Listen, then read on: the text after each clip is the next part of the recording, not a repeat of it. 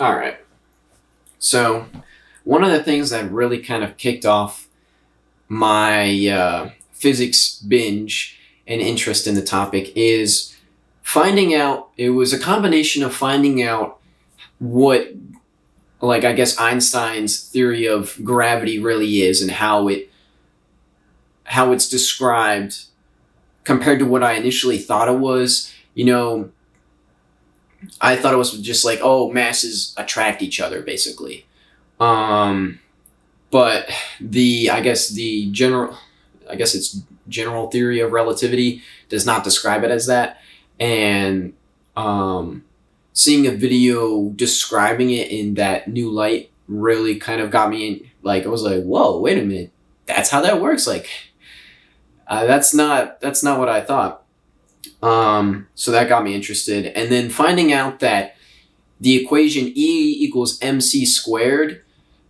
C is the speed of light, but it's also supposed to be the speed of causality.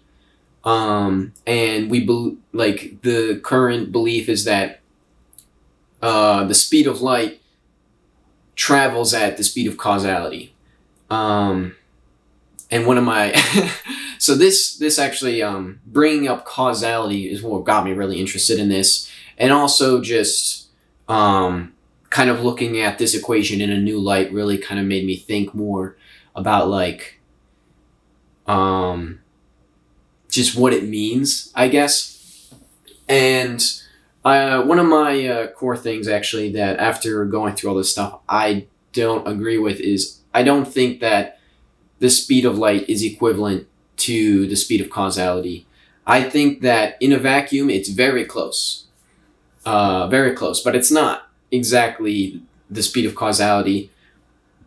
And I'll probably talk about that in a different video, but that's all I'm going to say on it for now. But so E equals mc squared is not the speed of light, but rather the speed of causality. To my recollection, this was never was not taught to me, but I just found out about it, and it kind of makes so much sense. Kind of seeing everything as, oh, it's the speed of light. Like, to me, it was this like abstract thing. Like, okay, well, why is everything the speed of light? And seeing things as the speed of causality sounds more correct to me, because it's like, okay, well, why is everything go this fast? Why is that the limit? Because that's how fast things happen. Because if you go faster than that, then you're breaking, reality and the flow of time and the laws of basically cause and effect. If you go any faster, then you're having the effect before the cause. And so that makes sense to me. So seeing it in that light, it kind of made it more understandable to me, at least. So it kind of put a lot of stuff into perspective, and it's basically just saying that energy is equal to mass times the speed of causality. And this is just me postulating here, but C is squared in this equation because it's accounting for another dimension. It's accounting for time, right? When you account for like the volume, when you're trying to calculate the volume of a tube or something, right, like a cylinder, then you do its area times the length, and that's going to give you the volume. But instead of looking for volume, we're looking for volume in the sense of like energy, like how much energy does something hold, right? And so instead of it being length, that length is the mass, which is volume or the length. In this case, we know, because it sounds weird, but because we're not doing something in 3 dimensions, we're doing it in 4 dimensions. So instead of doing area times length, we're doing area times volume. I don't maybe that doesn't make sense, but you know, the mass is a volume, and then we're doing the the area, which is c, right? I'm gonna read what I wrote because I feel like I'm confusing it for other people. So mass is volume, or in this case, the length. C is the area. So we have our length times area. The speed of causality is the conversion rate of space-time to energy, and the total energy is equal to the mass of the object times the conversion rate. So at any given point in a mass, the c is the speed of light, right? Which is meters per second. And so basically looking at things in space-time, that's basically just saying for every 1 meter you go this way, right, it's been 1 second. But that's basically just like in space-time it's space and time together, right? So seeing, like, say you're traveling at 1 meter per second, right? So you're traveling 1 meter in 1 second. Now imagine that as if you go 1 meter that way in 1 second, right? You've traveled 1 meter. And if you go up 1 meter in 1 second, like that area, the space within that 1 meter per second squared, right? That area passing through the mass is how much energy is there.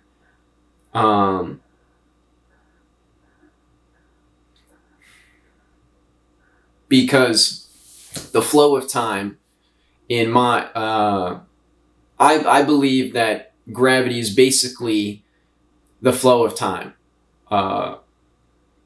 or space-time, I should say.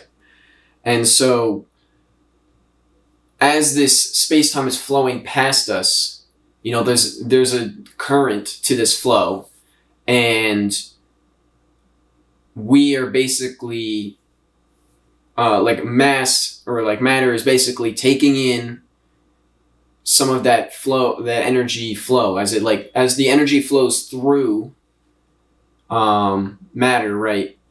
Energy is transferred, and that's why I say that the speed of light is the conversion rate.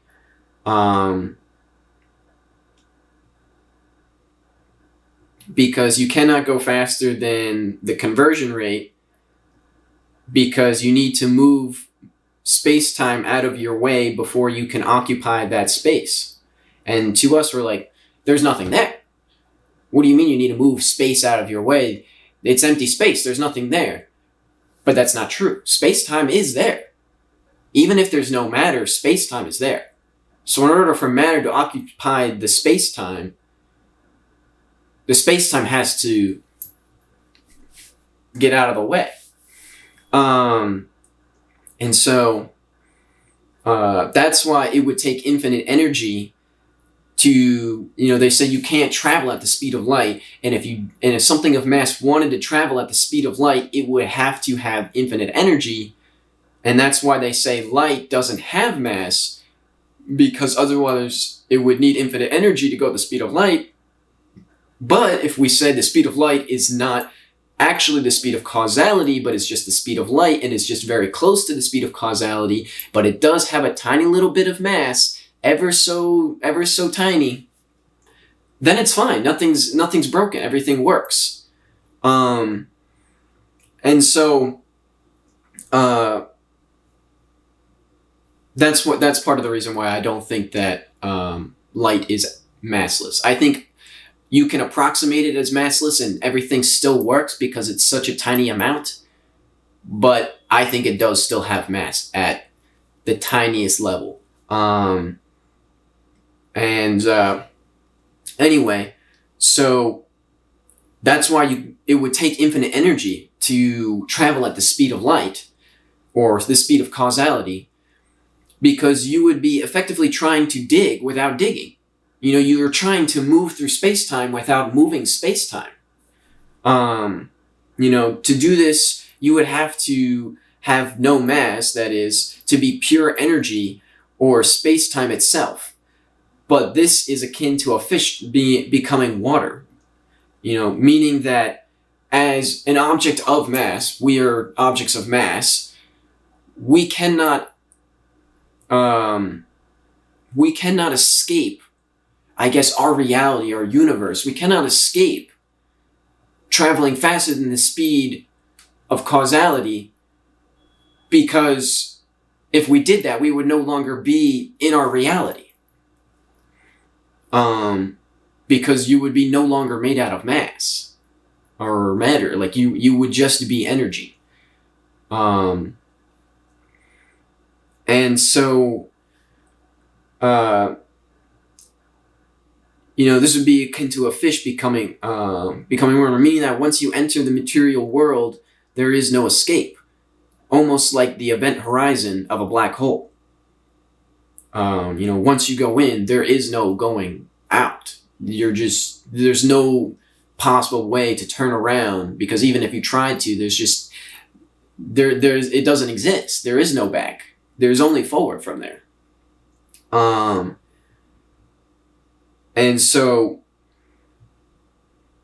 this leads me to many other questions, regarding our universe's beginning and what black holes are and what our universe is. A part of me, always kind of thought that it would make sense that black holes maybe could form, new universes. And, the formation of a black hole in our universe spawns the beginning of another universe in, a parallel, or not necessarily parallel, but, in another reality. And there is some math on black holes that say that they could potentially work that way. It would line up, or it could line up if, if you didn't get totally annihilated entering, which, maybe you don't. You could be the one to try, not me.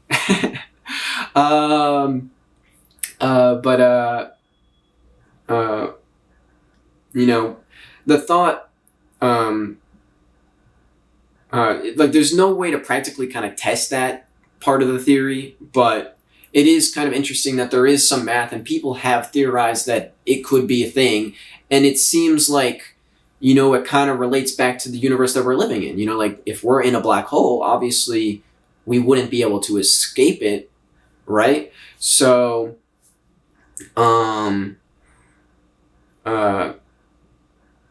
it's kind of crazy,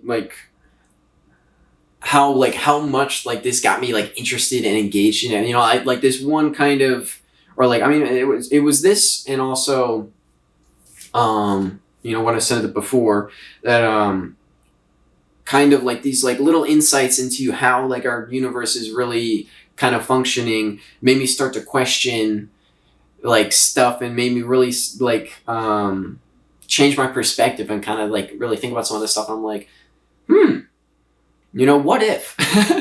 So, that's as far as I want to take this one, but it's, that was one of my beginning thoughts here. And I think that using some of these concepts, we can kind of look into other areas and potentially explain them using this idea that basically mass or matter is energy, and this energy is a translation of space-time, being converted into energy through mass, right? mass, like the space-time is flowing through us, and as it flows through, right, it's consumed and turned into energy.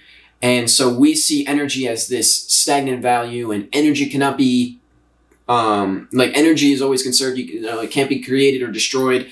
It's like a big thing here, but I'm not saying that it necessarily is, because it's a flow of energy. That the amount of energy in an object is always staying the same unless it's being added on by like another particle, like interacting with it, right? Because this energy is being taken in and being used and then being sent back out. And so it seems like nothing's changed in its energy value, because the flow is constant. And so it seems like, like if you, we could say it like this. So if you put a basket in the river, right? You take a basket and you put it in the river, and then, it's got holes in it. It's not like a very watertight basket or anything like that.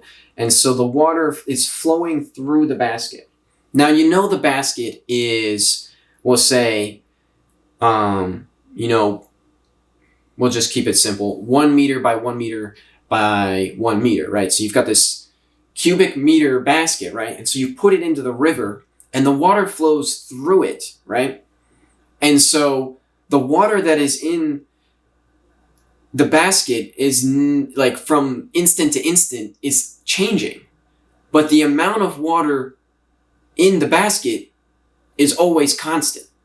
There's always just 1 meter of water, 1 cubic meter of water in the basket. But the water that was in the basket 2 seconds ago is not the water that's in the basket now. And I think that is basically how matter is functioning in the entire universe. And this mainly just comes from, gravity. And it's like, okay, well, why gravity? Why does it bend space-time? Why does space-time curve? Where is it going? And so I basically came to the conclusion that the only reason why it would curve and converge into the middle is if it's getting sucked in. And so that basically kind of sent me on a spiral, right? Anyway, so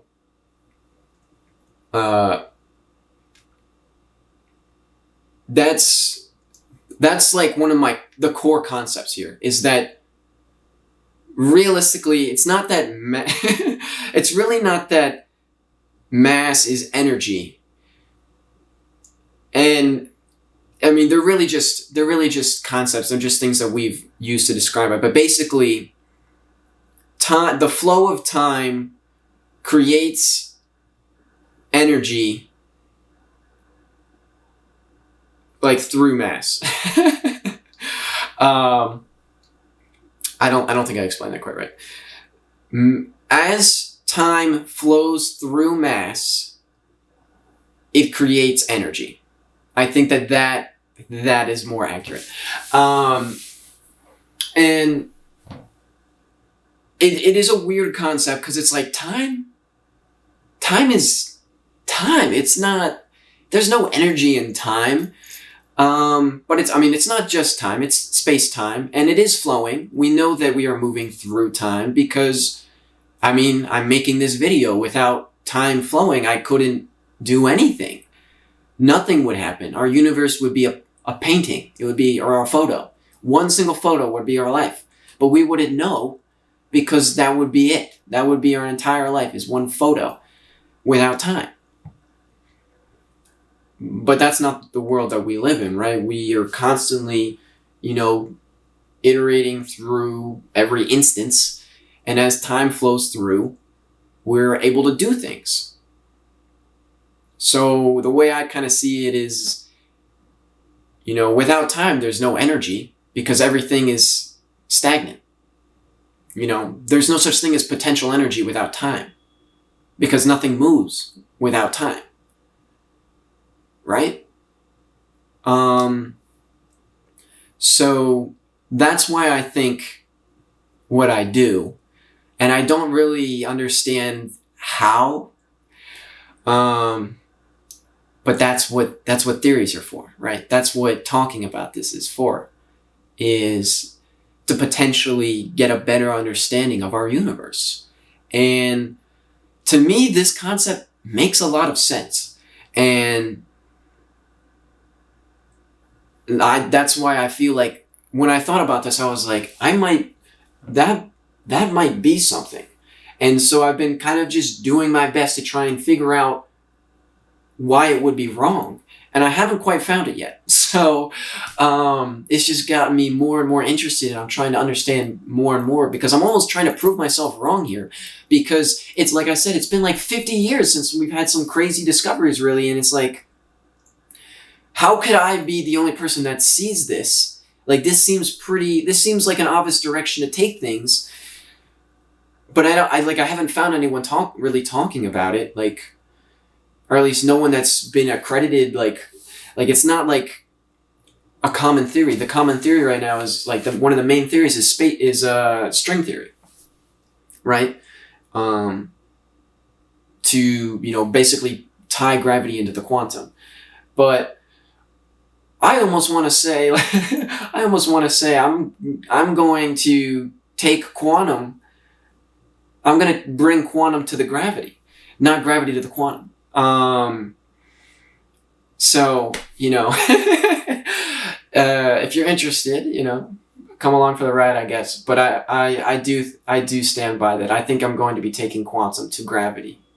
Not that gravity is a fundamental force. I think it is just a reaction to what's the flow of time, basically. But I don't know. This world's crazy. Oh, it's so great. Anyway, peace out.